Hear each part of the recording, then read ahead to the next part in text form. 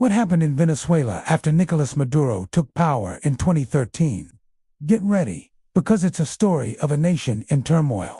In just a few years, the country spiraled into one of the most severe crises in its modern history. Imagine this: your money becomes almost worthless overnight. That's what happened with hyperinflation.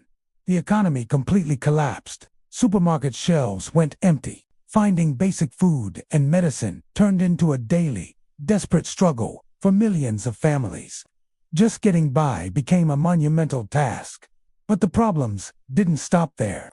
The country's infrastructure started to crumble. Hospitals were left without essential supplies or equipment. Basic services we often take for granted, like electricity, clean water, and public transportation, became unreliable or completely failed. The lights would go out for hours, even days. Taps ran dry. Getting from one place to another was a nightmare. Faced with this desperate situation, what did people do? Millions made the heartbreaking decision to leave everything behind.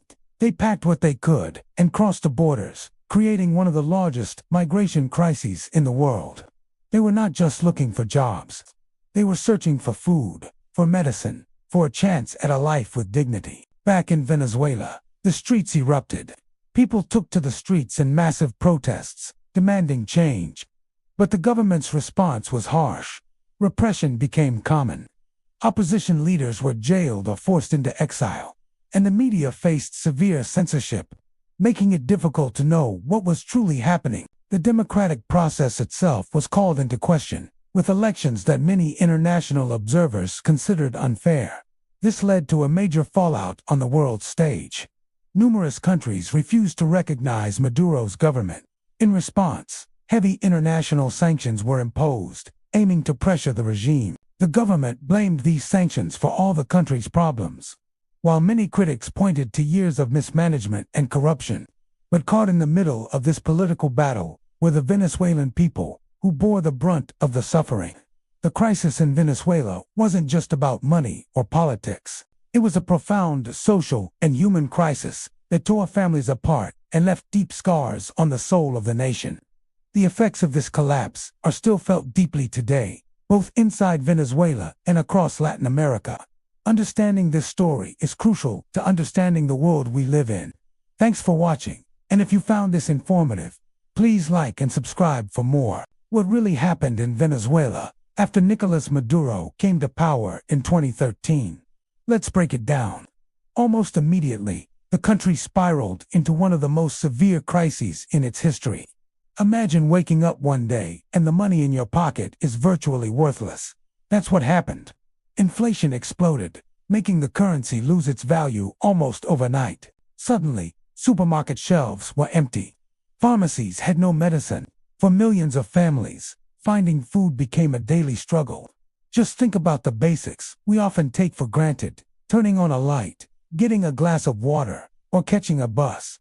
In Venezuela, these became luxuries. The energy grid failed, water supplies were cut, and public transportation collapsed. Hospitals, the places people go to get well, were falling apart, lacking even the most basic equipment and supplies. Faced with this grim reality, what would you do?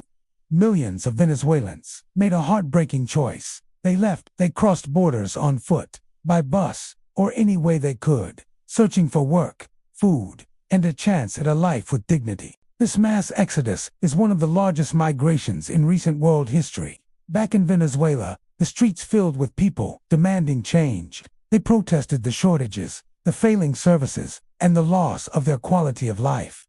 How did the government respond? With a heavy hand. Repression became common. Opposition leaders were jailed or forced into exile, and the media faced severe censorship, making it nearly impossible to get unbiased information. The international community watched in alarm. Many countries refused to recognize the legitimacy of the elections, which were widely seen as unfair. This led to heavy international sanctions, aimed at pressuring the government. The government, in turn, blames these very sanctions for the country's problems, creating a cycle of blame while the people continue to suffer the consequences. The crisis in Venezuela wasn't just about money or politics. It was a deeply human crisis. It was social, it was political, and its devastating effects are still being felt by millions of people, both inside and outside the country today. It's a complex situation with a profound human cost, a story of a nation in turmoil that continues to unfold. Thanks for watching. If you found this explanation helpful, please like this video and subscribe for more deep dives into world events.